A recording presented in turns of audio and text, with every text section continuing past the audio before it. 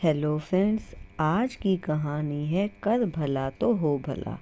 लेकिन उससे पहले यदि आप मेरे चैनल पर पहली बार आए हैं तो प्लीज़ मेरे चैनल को सब्सक्राइब जरूर कर दीजिए।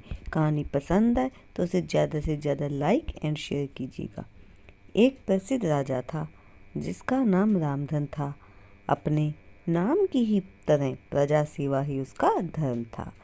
उसकी प्रजा भी उन्हें राजा राम की तरह ही पूजती थी। राजा रामधन सभी की निष्काम भाव से सहायता करते थे, फिर चाहे वह उनके राज्य की प्रजा हो या अन्य किसी राज्य की।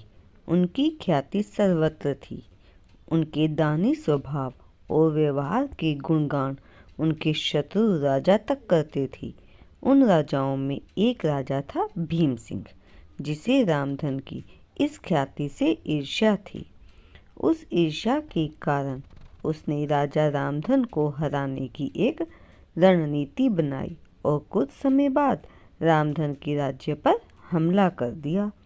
भीम सिंह ने छल से युद्ध जीत लिया और रामधन को जंगल में जाना पड़ा।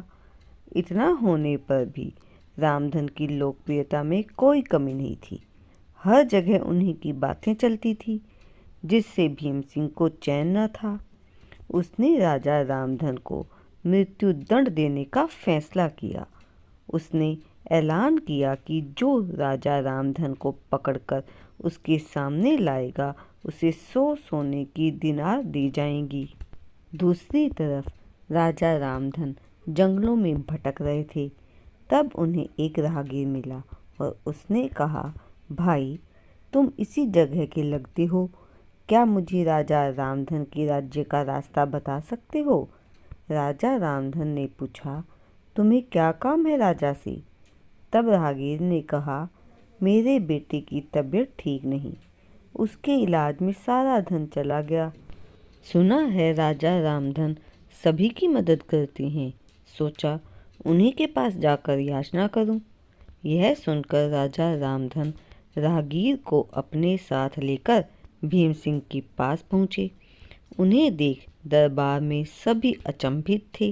राजा रामधन ने कहा, हे राजन, आपने मुझे खोजने वाले को 100 सोने की दिनार देने का वादा किया था। मेरे एक मित्र ने मुझे आपके सामने पेश किया है, अतः इसे वह 100 दिनार दे दें।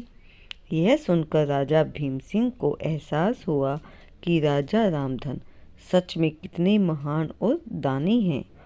उसने अपनी गलती को स्वीकार किया और राजा रामधन को उनका राज्य लौटा दिया और सदा उनके दिखाए रास्ते पर चलने का फैसला किया।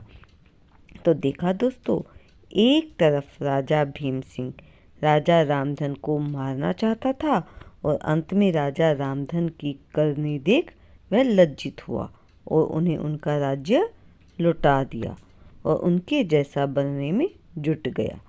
राजा रामधन की करनी का ही फल था जो वह हारने के बाद भी जीत गया। इसलिए कहा गया है कि मनुष्य को अपने कर्मों का ध्यान रखना चाहिए।